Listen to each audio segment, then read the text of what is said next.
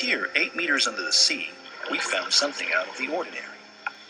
What looks like white liquid is actually seawater that contains small air bubbles, which in turn produce even smaller bubbles. These so-called nanobubbles are the focus of a lot of attention, as they are part of a new system that can help restore aquatic life to a healthier state. Let's see how the nanobubbles are produced in a small water tank. A jet of water is coming out from the pump on the left. Once it's plunged into the water, this small nozzle produces micron-sized bubbles that further shrink as they travel through the water, turning into nanobubbles.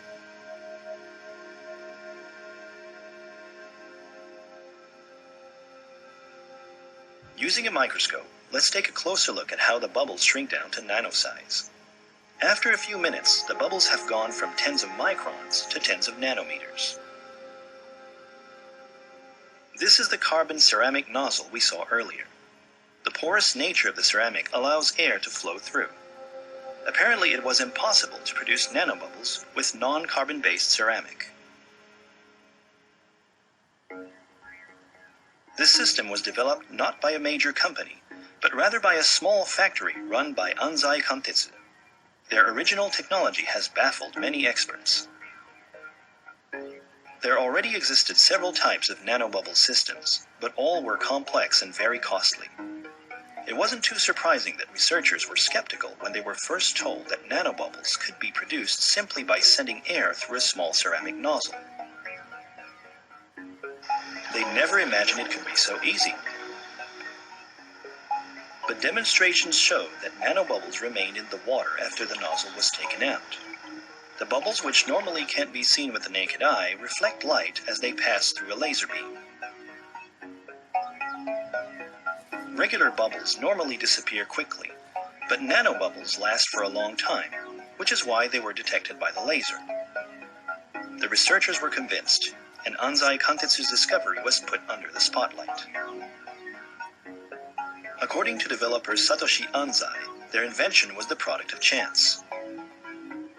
徳島県の大学とちょっとベンチャーをお手伝いしてまして、その中で野菜を乾燥させるプロジェクトがあったんですね。で、うまく野菜を乾燥させるために、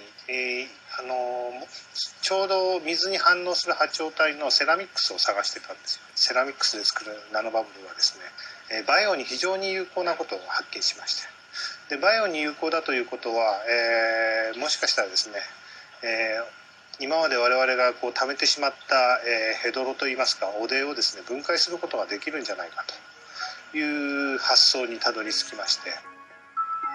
The nozzle can be easily made in a multitude of sizes and shapes. This is particularly useful for adapting the technology for large-scale applications, such as the diffusion of nanobubbles at the bottom of the sea. 他のナノバブル発生装置はですね、大型化をすることが非常に難しいんですね。大きな海域とか大きな河川で発生をするには大量の機械が必要になってしまいます。また大きなエネルギーを必要としますので、もっと具体的に言えば高いプレッシャーであったりとか、大きな攪拌するためのモーターであったりっていうものが必要になるんですが、我々のセラミック式のものはですね、先ほど映像で見ていただいたように非常に小さな力で泡を発生することができますので、そこが大きな違いだと思います。In 2011, an experiment was conducted at a seaside park near central Yokohama. The effects of nanobubbles were tested in the seawater beneath an old dock. The device consisted of propeller-shaped stirrers and a bubble-diffusing nozzle. It was small enough to be carried by truck and could be easily moved without the need for complex heavy machinery. The device was installed in only half a day with the work of 3 divers.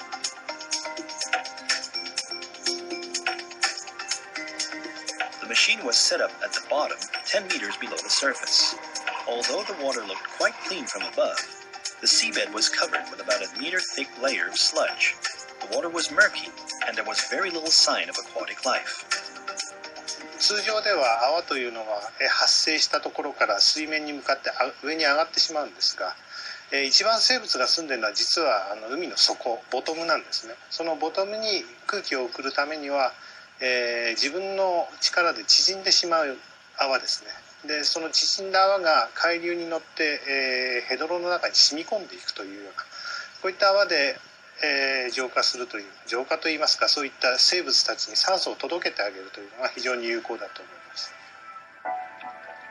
A series of experiments took place in the sea near an aquarium, also in Yokohama in 2013. This is a 100 square meter area near the mouth of Tokyo Bay, with sludge piled up 50 centimeters thick at the bottom.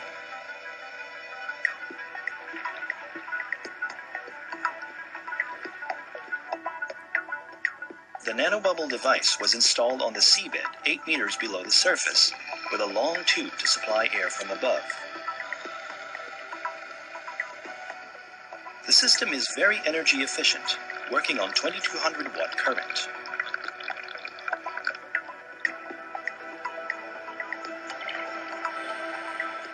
The white jet of bubbles coming out of the nozzle turns into smaller bubbles that, instead of going up, are dispersed around the bottom.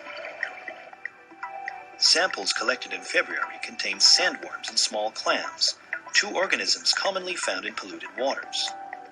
But in July, there were fewer shellfish, and some species of small shrimp were found in larger numbers.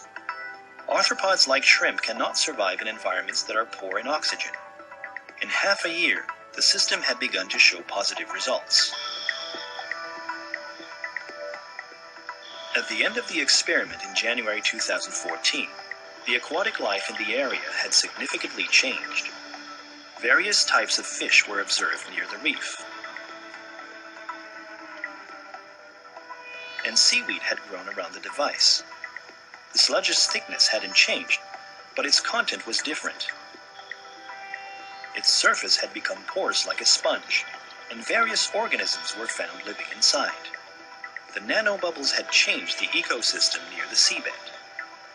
東京湾って言いますかこの人の多い地区ではですねもう4月頃から10月ぐらいまでは生物が住めないような状態に陥っているのが現状ですね。我々の出すゴミと言われているものが実はその微生物の世界でありそういったものに有効であるというのを証明できれば、我々人類も自然の中で共存して生きていける社会ができるんじゃないかと思っています。Bubbles that shrink and remain underwater for a long time. Nanobubble technology is quite intriguing. The company's original and simple ceramic nozzle system can be adapted to a variety of situations.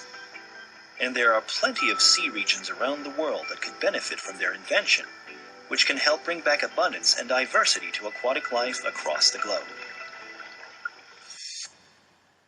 This simple little piece of ceramic could end up having a big impact on our oceans. As scientists learn more about the complex dynamics of climate change, declining oxygen levels in seawater are becoming more of a concern. Nanobubbles might be one way to blow some life back into the world's largest ecosystem.